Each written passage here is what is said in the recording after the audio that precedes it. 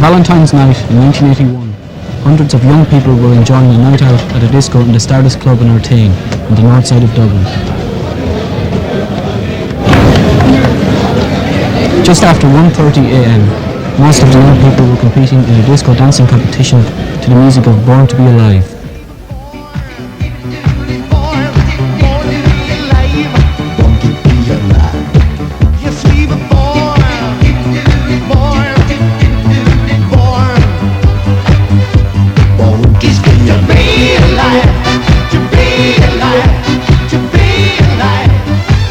Suddenly, a small fire started in a partitioned off area in the club.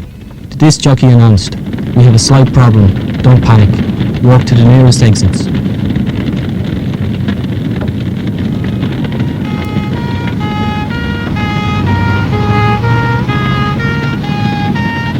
At least 40 people have died in a fire which destroyed the Stardust club at Artane in Dublin early this morning. More than 100 people have been taken to hospital, many of them suffering from serious burns and other injuries. The victims, mainly in their teens, had been... The heat just kind of came. That sounds weird, but that's the way it was. It hit you. I mean, first of all, you feel it getting warm all around, then just slap bang on your back, and then everywhere, and you just can't... Your mind can't take that heat, no matter what you want. Just take your skin off, do what you want, pull your face, that's the way it was, just get it off you, because it was like you could feel like a crisp bag, your skin just going taut, and your hair frizzing, but you just couldn't get it away from you, So my friend had me by the hand at this stage, and someone ran between us, and I remember I stood there and I shouted her name, and she just never reappeared. I've never seen her. I never saw her again. I was in hospital for 2 weeks. The first week I was still believing that you were okay, you were in hospital, until a priest came up to me and asked me my name, and I just said, "It's Anthony Keegan." Then he says, "Oh yeah, your two sisters are dead." And that was the first I heard about them being dead. With that, then I just kind of went into convulsions and just cried for days and days. So I was then, like, people was kind of trying to sympathise with me and say, "No, don't believe me, it's not true."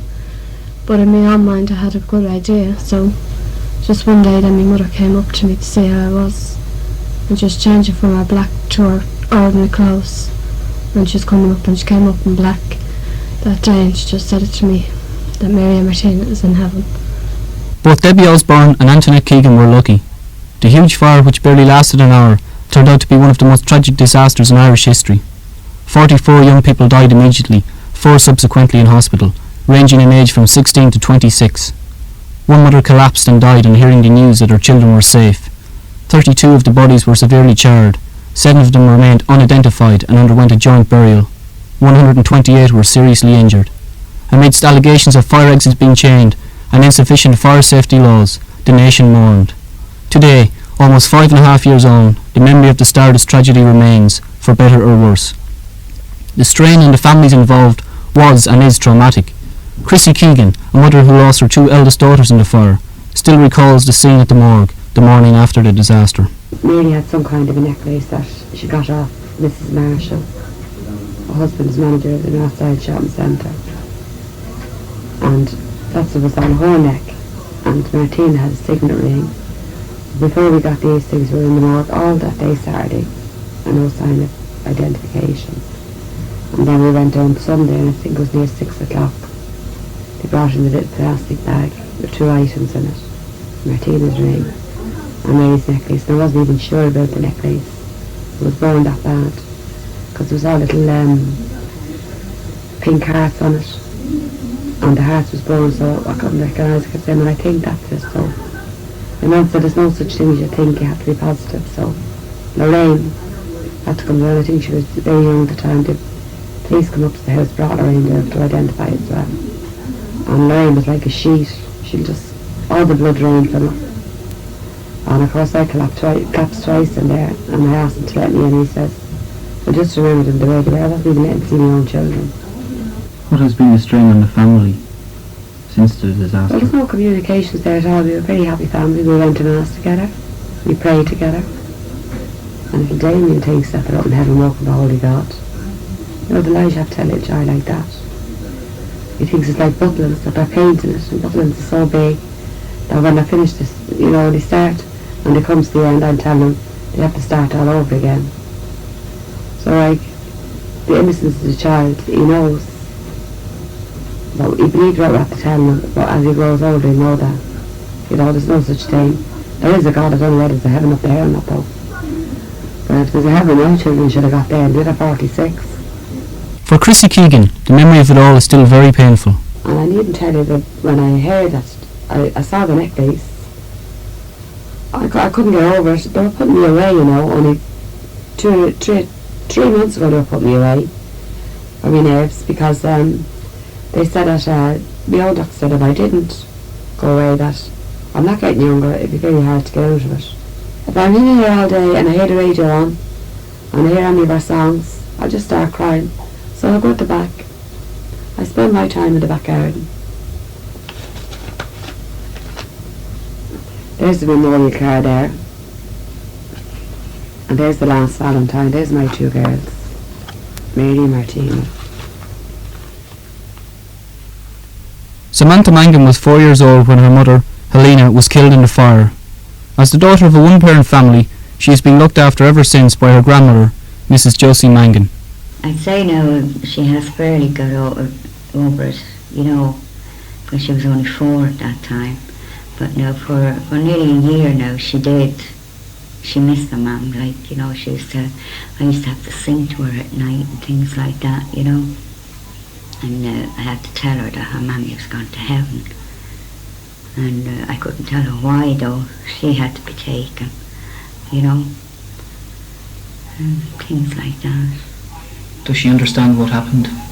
Oh yes, she understands now that her mum was born now in the Stardust, like, you know, and because I told her, I said there was no use of me not telling her, and then maybe someone else coming along and say, oh, your mum was born in Stardust, like, you know, I mean, it would be a greater shock if she heard it from somebody else, you know, and that, but I don't think it was fair that, to me it wasn't, that she was taken when there was a young child to be looked after, because that morning, that Friday morning before she went out that night, she had been at a meeting, and when she came back I was cooking her dinner, and I used to have to cook her over this side, and I was cleaning those windows, and she said to me, she says, "Ma, your frock's on fire." Now I didn't feel it, I only frock up here and we slept, and I just said, well, it was a warning to me, you know, but yet like you didn't take it like that. I said, she saved me and got burnt herself down that morning. You know, like, I thought it was unfair that I should have went, not being as young as I was, you know, as I am. So she should have been left for to look after her little one. But she seems to be coming on like not too bad now, you know. But she did miss her now an awful lot. No, only now when she died first that I said no, she used to cry in bed at night, like, you know, she used to say to me, I miss me mummy. And, you know, but eventually, like, it wore off, like, but now she still knows about her mummy, like, she remembers her mummy. She prays every night, like, for her, you know. She always prays for her every night. And then when she's going to bed, she's too tired to say, you say my prayers for me. No, I don't think she'll ever forget her, like. I don't think anyone will ever forget her. For the injured, adjustment back to normal life was difficult. Many people were so badly burned that they lost the power of speech, the power to use their hands and legs properly. One such person was Lars Stout. Apart from losing his brother in the fire, his hands were badly burned, and as a result, he had to give up his profession as a painter and decorator. Being a Stardust victim, how has that affected your life? Yeah, it's totally changed since the way it was. Right. In every respect that, regards of work, finished, can't go back to work. Retired, as the injuries I received was not heavy. So, The loss of my brother didn't help either. So I just have to struggle on. It was going to change anyway. How badly were you injured in the fire? Back, face, head, and my hands in particular. I've little use from one hand. I've virtually no use to the other hand. And you haven't worked since, did you? Haven't worked since now. What have been the effects on your social life since the tragedy? I had to give up on a lot of things. Various games I used to play, football. Stephen and I were playing a game of darts, so all that has ended, yeah. And do you go to discos ever since? No. Never been in a disco since. Jimmy Fitzpatrick was the worst injured of all. He spent 5 months in hospital and suffered third-degree burns on his hands, arms and legs, as well as 2 collapsed lungs. How close to death were you? Very close. I actually came close at least 4 or 5 times, I reckon. I've never actually read the medical charts, which is, not said to be feasible. But I've heard from doctors and physiotherapists and nurses that what I know from my parents' opinion, that I've been at the deathbed 3 times for definite. I've been given 24 hours to live. 3 times in Manor Hospital, I think once or twice in Stevens's, and God knows how many times that night. So, how has all this affected your life? It's affected me immensely in different ways. In ways where I can see now how lucky I am. I know how lucky I am because I've friends who died there, and their parents haven't got their sons and daughters anymore. Whereas my parents can look around and say, well, how's it going, Jimmy? And there you are, and there for the grace of God, go away. But I can imagine how them people feel, without their children. I mean, I know how my parents would have felt, and I'm so lucky to be alive. It's affected me in a way, I know, thank God I'm here and I'm alive. That's how I feel. But it affected me in other ways because when I started rehabilitation in my own way, I didn't start a rehabilitation course. I'm talking about actually learning how to button your shirt again, learning how to write, learning how to eat with a knife and fork, learning how to actually go physically to the toilet and be helped. I had to learn all that again from scratch from a baby, and it's no joke. So I had to learn all that again, and that's an awful blow to a person, to be set back like that. It's the equivalent to a stroke. I mean, 1 minute you're capable of doing all this, then you're incapable. It's just as sudden as that, and it's affected me for different ways. Well, I'll never go back to butchering again. There's things like electrician's work, I could never do that again. It took me a long time before I could actually get back to playing snooker or pinching putt or anything like that. I mean, it's a long hard struggle and it's all uphill. But I find the time to take the time and go ahead and do it. It's made me a more stronger person and determined person. I was always strong and determined, but it's made me stronger. The community of North Dublin was shattered. All but 4 of those who died were from the small working class areas of Artane, Coolock and Raheny, as were the large majority of the injured. Relief money began to pour in for those families affected. The Lord Mayor's Disaster Fund was set up to deal with the short-term effects which those involved faced, such as funeral expenses and temporary unemployment. It raised £400,000. Tom O'Mara, a voluntary social worker, was appointed administrator of this fund. During his work, however, he came across an important fact. We found out very quickly that it wasn't money that these people were really interested in. They had suffered a great shock. There was a major problem after occurring, in that in each family a death had either occurred or an injury had occurred, and that people couldn't really deal with this. And I think that this was the biggest problem. There was the whole fabric of the family had changed, if you like, by this one incident. And it happened in such a small community, or such a large community, if you like, with so many people being affected in that community, that it had great repercussions throughout the whole thing. What sort of families did you have to deal with? Well, As I mentioned, it was basically a working class area, high unemployment. Just to give you some idea, if you take the families that were affected by death, there were 49 people died, and that meant there were 45 families directly affected. Those families involved a cross-section of the people on the north side of Dublin, the Coolock, Edenmore, Bonnybrook, Artane area, stretching across as far as Ballymore. And if you take the 45 families, there were 9 deserted or separated wives who lost their eldest son or daughter. So here we had a family, if you like, that was losing the parent all over again. For these people, it was like losing the husband all over again. They'd lost the oldest person in the family. All of them were sources of income, sources of support, sources of sustenance to the woman in particular. And they left behind then younger brothers and sisters who had this problem. We had 2 young girls, one who lost both her parents and therefore had to go and live with her grandparents. The other young girl lost her mother, a one-parent family, and therefore she too had to be looked after by her grandparents. We had one couple who lost their only child. We had another woman who lost her husband and was left with a very young child.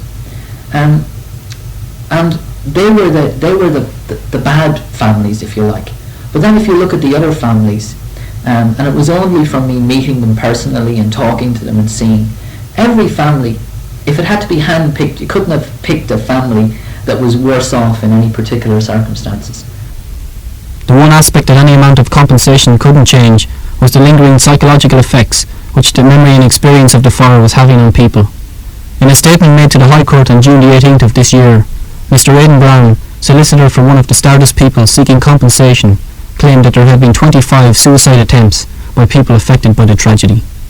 We've had many people who have attempted to take their own lives. Indeed, one girl succeeded as recently as 2 months ago in taking her own life, a young girl who lost her sister in the fire. And again, it was a very personal tragedy for the family because the young girl in particular was very young, and she'd actually won the disco dancing competition in the Stardust that night. And here was a young girl who had been so successful, so young, so vibrant, suddenly dying, her sister being left alive, coming home, brooding, the whole thing been strung out, and then eventually it became too much for her, and she committed suicide. Professor John McKenna, one of the country's leading consultant psychologists, was called to the Stardust Tribunal inquiry to give evidence on the psychological after-effects of the fire. A common reaction to the fire shared by all the survivors, he said, was personality decompensation, implying that those who had lost immediate family members were more severely depressed, obsessional or tense than those who had lost close friends. All of the people who were present that night in the Stardust disco suffered from post-traumatic syndrome to a greater or lesser extent. Some of those who left early and were totally unaware of the extent of the tragedy naturally were shocked when they heard all about it the next morning and realised that, and this shock would last a considerable time with them, but it wouldn't do them the psychological injury, not the physical injury suffered by many of the people who were trapped in the disco itself. Some of the people who were trapped in the fire suffered severe physical injuries, and these physical injuries would render them incapable of working for the rest of their lives. On the other hand, some people suffered physical injuries which kept them from work.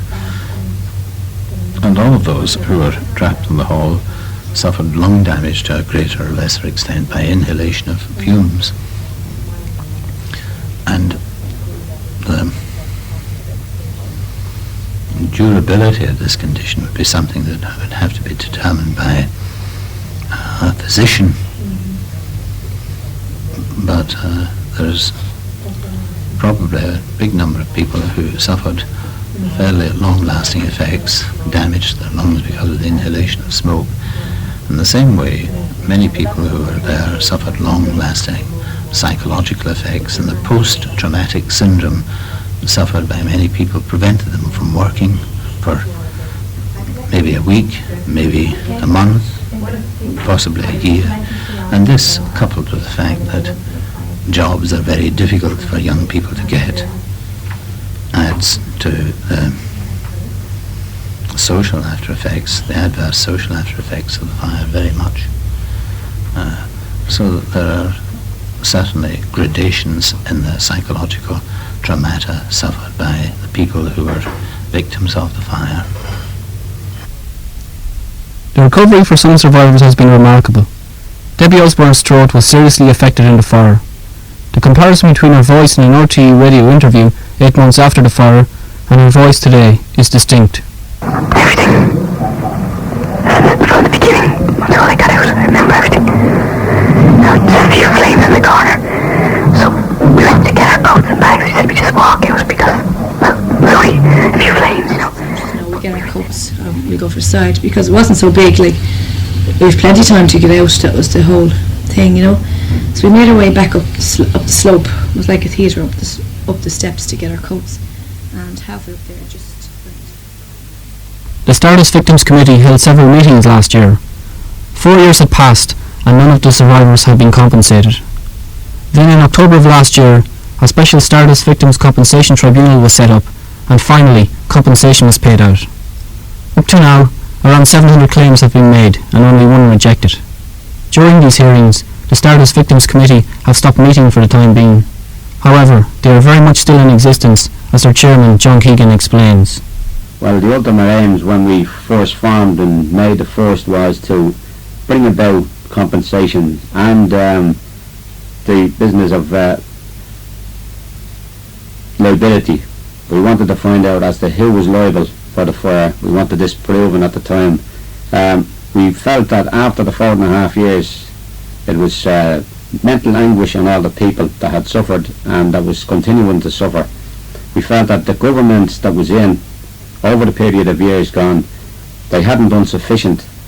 We had a lot of promises from Dr. Fitzgerald at the time. Immediately after the disaster, we spoke with him in Leinster House. This was the old committee, the Stardust Relatives Committee, and we had a lengthy meeting from 7:15 till 9:15 that same night, and we got all the various promises from Mr. Fitzgerald as to what he would do if he was in power.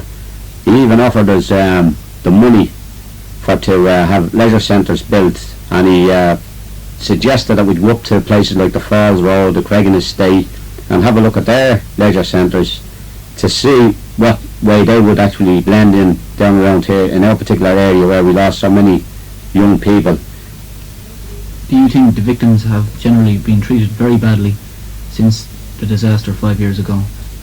They most certainly have, yeah. They got no recognition whatever for their injuries and for the amount of pain and anguish that they went through. In my own opinion, and in the opinion of all the people that I work with on the committee, and that's the reason that we formed, because we felt that it was a lost cause. Totally we had been forgotten, the forgotten people, and we felt that unless that somebody got down and done something, that in 10 years, 15 or 20 years from now, the Stardust would be spoken about, but no compensations, no rewards would have been made, and certainly no one was going to go out of their way to find out as to the reasons for it in the first place. So yes, I would say that people were very, very badly neglected and very badly let down, and needless to say, very politicians in general, you know, all parties were responsible. You know, you just cannot win. As hard as you might try, you just can't win. But we'll have to just keep trying anyway. A Friday night in the Silver Swan Bar on the Kilmore Road in Artane. It was on a Friday night here 5 years ago that the tragedy of the Stardust occurred. There'll never be another disco here, but the premises continues to exist as a public house. The owners, the Butterleys, sued Dublin Corporation after the fire for £581,000. Do you think the Stardust should be allowed to continue to run? I think the place should be demolished, and the whole land put to good use for the community. It's so unfair. The man had got the doors locked. He does overcrowd the place. You know, would I get away with it? Would you get away with it? You ask yourself that. On the day after the fire, the government announced that a public inquiry would be held into the tragedy. This was to take the form of a tribunal, which sought to establish the truth as to the matters which have been referred to it by the Oireachtas, using every legal resource at its disposal to do so, and to make recommendations in the light of the truth so established. The first sitting of the tribunal was held on the 2nd of March 1981. It sat for 122 days in all, at £1.25 million expense to the taxpayer, producing a written report of 633 pages. The tribunal clearly found that there were three major parties responsible: the Department of the Environment, by its making of the fire laws; Dublin Corporation, by its enforcement of the fire laws; and the owners of the Stardust Club, the Butterleys, in the way that they ran their premises and the way that they chained and obstructed fire exits on the night. Whereas survivors are still receiving compensation from the fire, legal fees during the tribunal were costing the state £4,700 per day. The Attorney General, Mr. John Rogers. You think it was fair that the legal fraternity made a lot of money from the Stardust inquiry, whereas perhaps all of the survivors did not get compensated? It was only fair that the lawyers should be paid for the work they did in the tribunal. The work of the tribunal was very important. It established how the fire occurred. It established that this type of fire would occur again and again if steps weren't taken. It's made recommendations which have now been given the force of law and which are being actually enforced on a daily basis by fire inspectors. A number of acts of the Oireachtas have been passed, which, for instance, the Fire Services Act. There are fire regulations now regarding entrances and the locking of entrances, and generally providing for escape in fire situations. And I know of places which are closed because they don't comply with the fire regulations. And to that extent, if no more, the tribunal was a worthwhile exercise. And before any tribunal, you cannot elucidate the truth unless you have people there employed to act for one side and the other, for the different parties. And let's be clear about it. It was important that somebody establish where the probable cause of this fire lay and who was responsible for it. It would have been a ghastly prospect for these claimants individually to have to go into court and establish liability. It could take 6 or 8 weeks before a high court to establish liability in any one case. Our legal system is such that each case has to be dealt with individually. There's a difference between each claimant's case. For instance, one claimant might have been standing just inside the door and might have been drunk, say. So the defendants would be entitled to say, well, that person could have run out, but he was drunk, he was partly responsible for his injury. That may seem a bit abhorrent, but that is the law. So that the tribunal helped society to avoid the necessity of prolonged litigation to establish the general issue of liability. Where did fault generally lie? Is it fair to say that the recommendations of the tribunal have not been upheld? I don't think that is fair to say. I think that now, as I say, on a daily basis, the recommendations haven't been put in legal form, haven't been given the force of law, are being given effect to. But Tom O'Mara disagrees. The first lesson that the Stardust should have taught everybody was that our fire laws were totally inadequate, and nobody has done anything about the fire laws. Absolutely nothing. And any minor changes that have been made are not being enforced. So as far as we spent £1.5 million on the Tribunal of Inquiry, and none of its major recommendations have been enforced. None whatsoever. We still haven't reached a position where we have enough people to inspect premises, either new premises or old premises. In the wake of the tragedy, serious questions were raised about the effectiveness of Irish fire safety standards. The law under which fire brigades throughout the country operate dated back to 1940, and it had not been amended once, despite all the changes in the intervening 4 decades. It was only after the loss of so many lives that the new Fire Services Act of 1981 was introduced. The Stardust Tribunal report, in partly finding Dublin Corporation responsible for the fire, makes 4 specific recommendations dealing with fire prevention. The establishment of an Inspectorate of Fire Services, the establishment and maintenance of a national training centre for fire personnel, the enforcement of draft building regulations, and the introduction of a modern fire safety code. At the moment, evidence shows that none of these recommendations have been implemented fully. I spoke to Noel Carroll of the Fire Prevention Section of Dublin Corporation. To what extent have the recommendations of the Stardust Tribunal been carried out? Well, we would show movement, we would show action on all the recommendations, and I think that from the recommendations are sort of quite extensive, and short of going through every single one of them with a fine-tooth comb and hair splitting here and there, I think you can take it that the vast majority of what is recommended has been implemented or is being implemented, and ultimately it will all be implemented.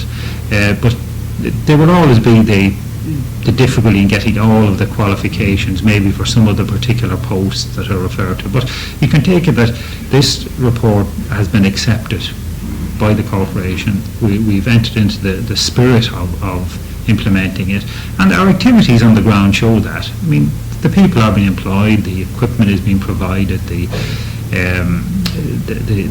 fire stations are being built, the training is being done. So, I mean, it's happening. There will always be people who will want to split hairs and refer to little niggly little things that they're not happy with. But in general and overall, there's been a vast improvement, and that's continuing.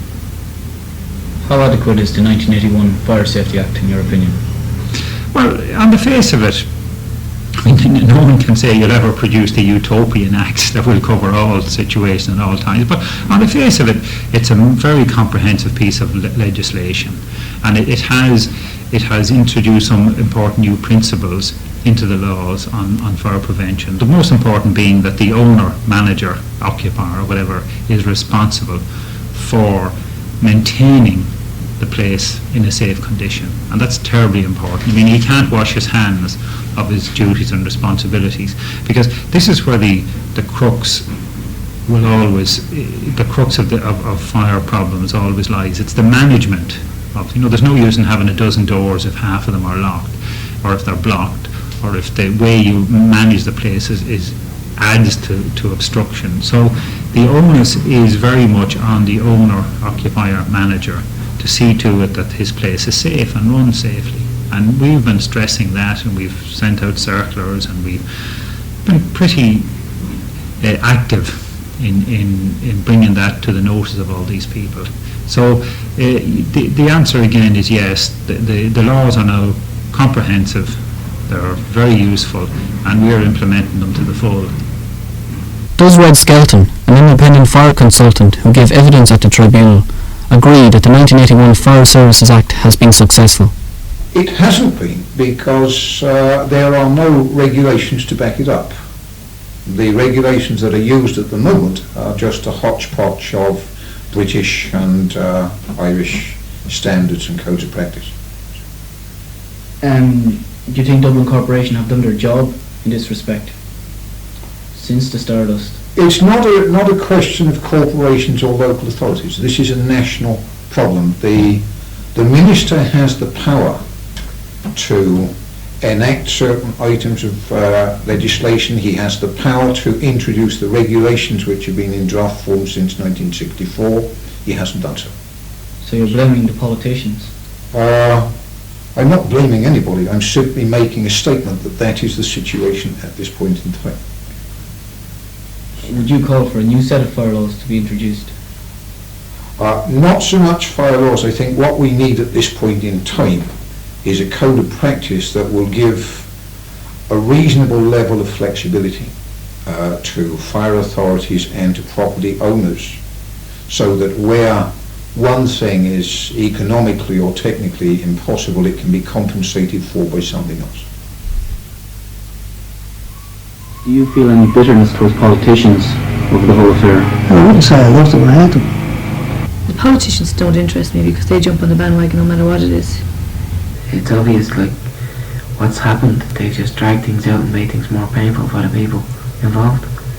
You'll never get over it. I mean, to me it only like it happened yesterday. Because the government's doing nothing. politicians in particular, because they are the people that makes the laws, they are at fault for not making them stringent and making them work. It is little wonder that the survivors are bitter with the politicians. After the fire, there were assurances on all sides of the political divide that they would be looked after, and the whole affair brought to a speedy conclusion. These people on the north side of Dublin are an intensely proud people, not the type of people to go out and seek help, but preferring to gain it in a low-key manner. To their misfortune, they took the politicians at their word. Charles Huffey was Taoiseach at the time of the fire, and as TD for the Artane and Coolock areas, has special responsibilities to these people.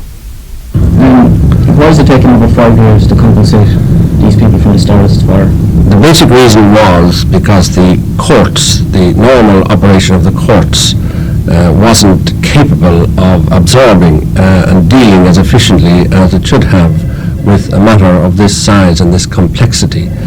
There's also a suggestion, I think with some justification perhaps, that some of the legal advisors of the victims of the Stardust were not as efficient and as expeditious as they might have been. Are you satisfied that the politicians have done enough for the victims of the fire?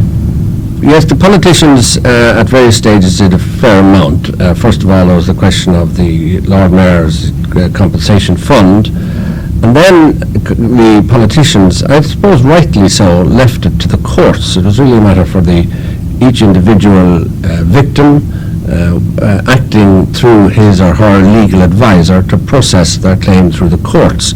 So at that stage it wasn't a matter for the politicians. But when the thing went on so long, I actually raised it in the Dáil and pressed that something be done either through the courts or outside the courts to have the matter dealt with, because they were getting nowhere through the court procedure. And from that point on, things moved fairly quickly. And I'd have to say that the President Attorney General did a good job in setting up the tribunal, which has operated since. A lot of the survivors are very bitter. What can you say to those people who feel let down?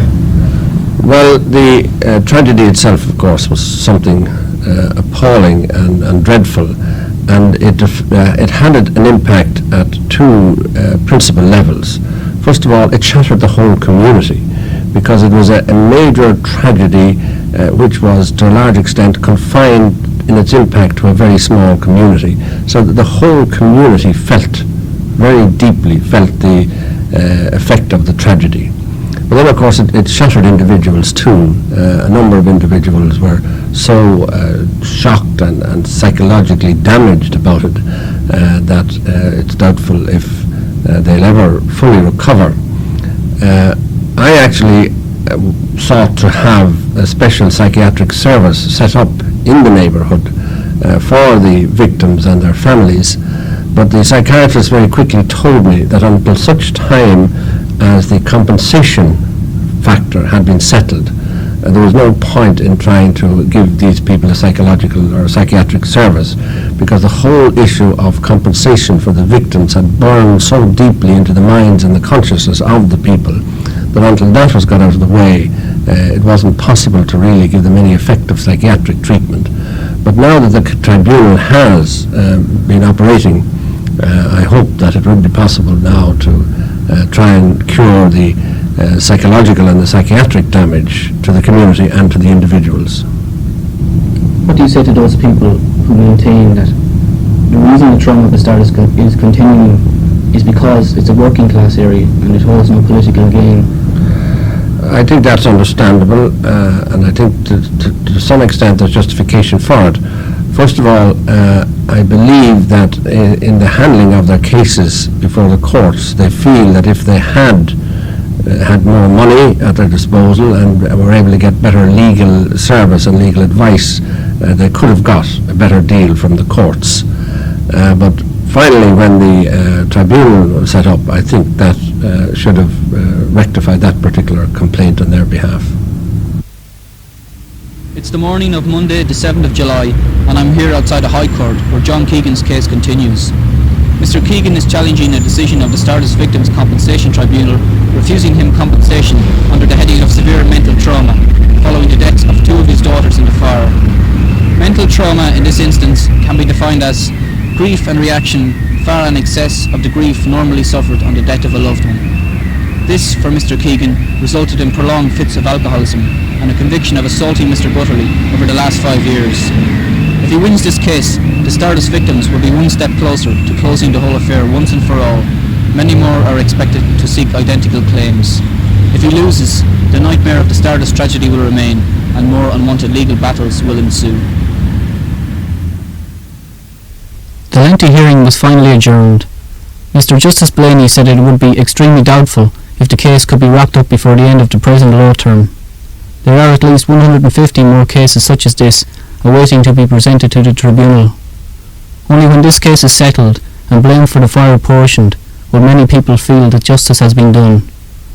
Another person involved in court cases last summer was Christine Moore, composer and singer of the song They Never Came Home.